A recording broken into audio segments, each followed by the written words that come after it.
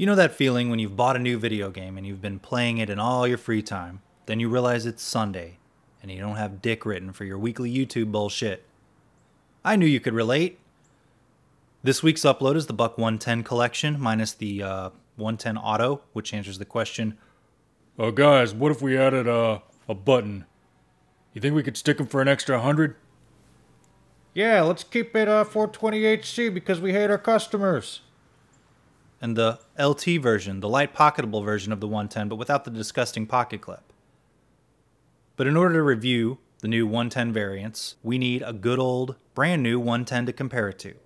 And while I wait on Buck for a personal phone call thanking me for spending over $150 on Buck 110s a few weeks ago, which presumably is because they're backed up still washing cars for anyone buying the 110 autos, let's take a look at the dimensions of all three knives as the Blue Line cult collectively screams, How do I know what you're measuring incorrectly?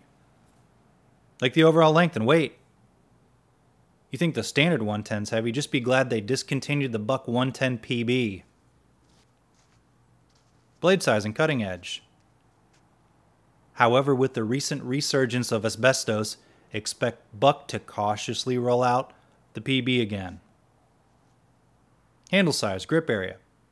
I know that's a little weighty of a topic for a knife review. You weren't prepared. Don't worry, I'm not ready for the paid asbestos trolls in the comments telling me I don't know what I'm talking about. Are we at spine and handle thickness yet? I hope so, because this is a lot of reading, especially when you're 5 beers deep.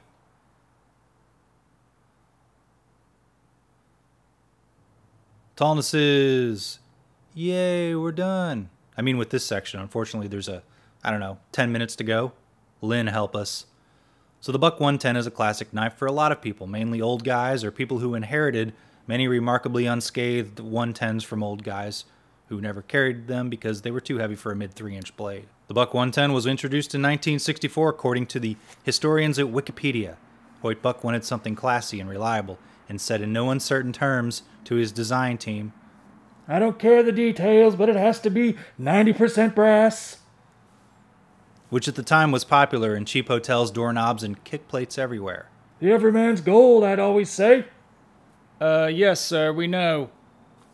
So here we are in 2018, and some of the heretics currently at Buck finally had their way and decided to add a pocket clip and make the Buck 110 out of a lighter material while keeping the blade size similar. I believe the 112 also has a similar lightweight variation now for people who like 2 3/4 inch cutting edges, and I like that they like them. So here we have the regular 110, the 110 Slim Hunter Pro, and the ultra lubricated Slim 110 Select. Is it a Hunter 2? Who cares?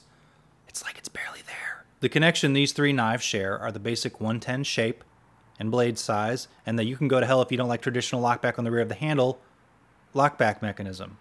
The standard and select 110 blade is made from 420 HC steel with a hollow grind and a clip point style. Now the Pro and Select, the two newer ones, have a less pronounced clip than the standard Buck 110, and the swedge, while not sharpened on the OG 110, can we call it 110, is definitely more aggressive. All knives are hollow ground, and the Pro has the upgraded S30V, the entry-level knife snob steel. The S30V will offer better wear resistance than the 420 HC, so longer times between sharpening by a bit, but also slightly harder to sharpen, as the theory goes. There is some side-to-side wobble on the Pro, not noticed on the standard.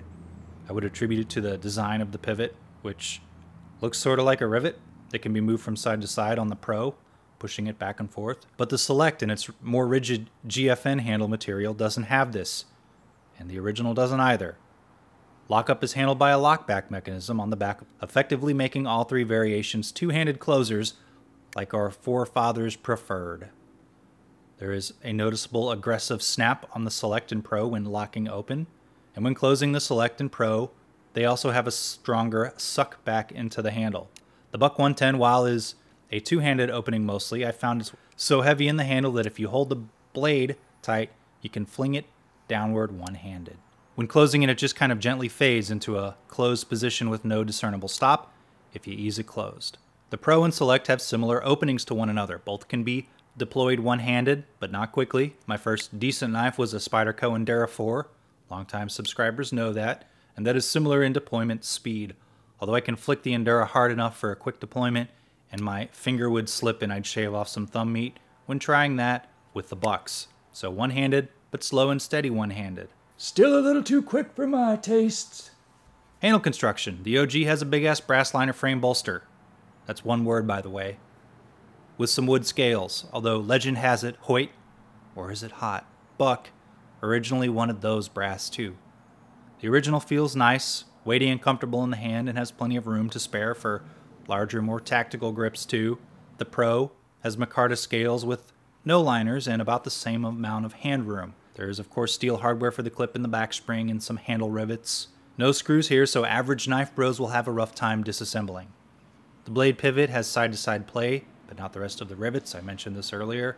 The Select has a GFN handle, which is glass-filled nylon, a standard hard-wearing plastic found in many knives. The Select is constructed similarly to the Pro, as in linerless, but with steel hardware, and feels more solid in the hand.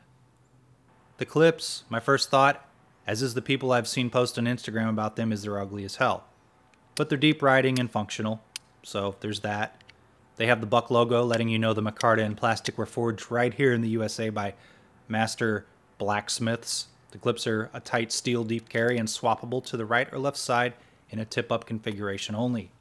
The original Buck 110, of course, has a sheath made from leather. It's black. It rides high and out from the belt so it doesn't chafe your love handles as you walk like some close riding sheaths do. I'm not really into belt carrying sheath folding knives. Of course, I do carry my multi-tool at work though because it's smaller and it's hidden under my work jacket so people don't laugh and point too often. Comparisons. How do I make this section manageable with 3 knives? Oh, that's easy. Don't do it. I guess let's look at them all side by side first and then compare the 3. Out of the 3 knives, I probably like the Select the best, even though I want to like the Pro more.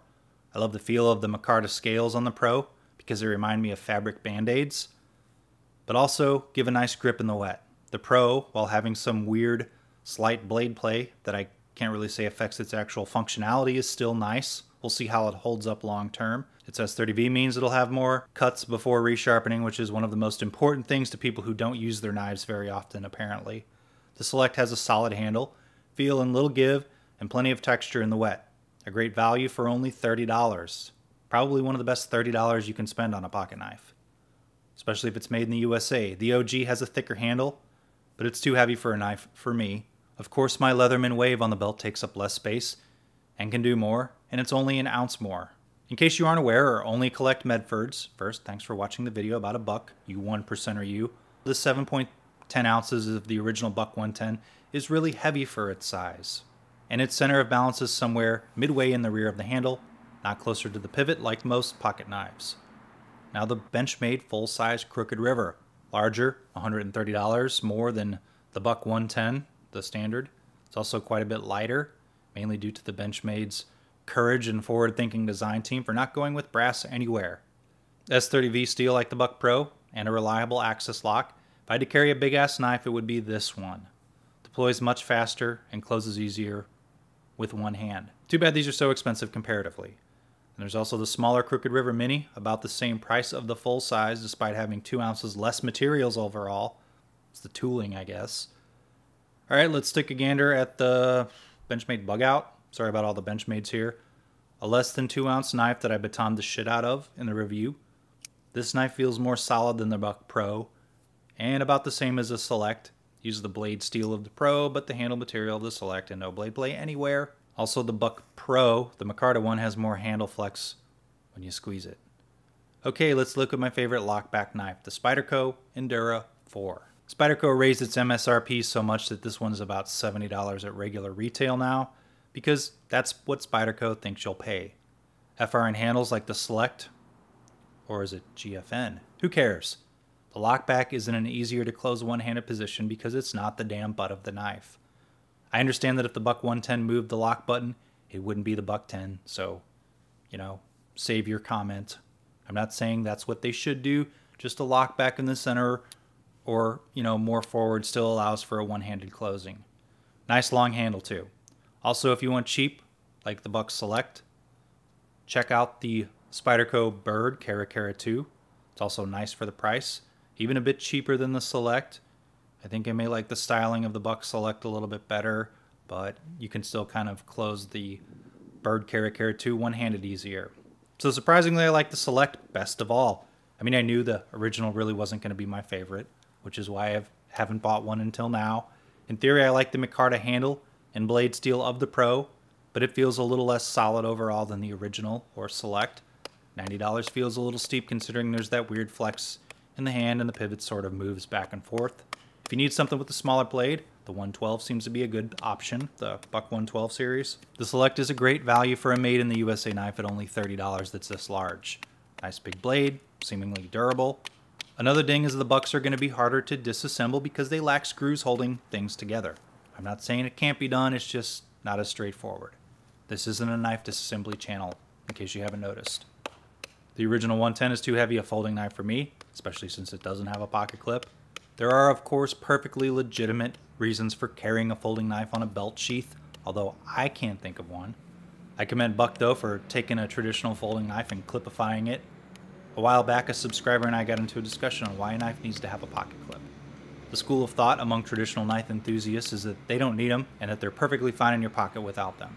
I don't really agree. I carry knives on an inside suit jacket pocket at work, and a clip keeps it right there and easy to grab, instead of having to dig down in my interior pocket and find it. I also don't like having to fish around in the bottom of my pants pocket because it's settled to the bottom when I'm wearing in my jeans. Anyway, if you like this channel, subscribe, thumbs up, baton that bell, comment, Patreon, buy stuff through my links to support the channel, or whatever you feel like doing or don't doing. Thanks for watching.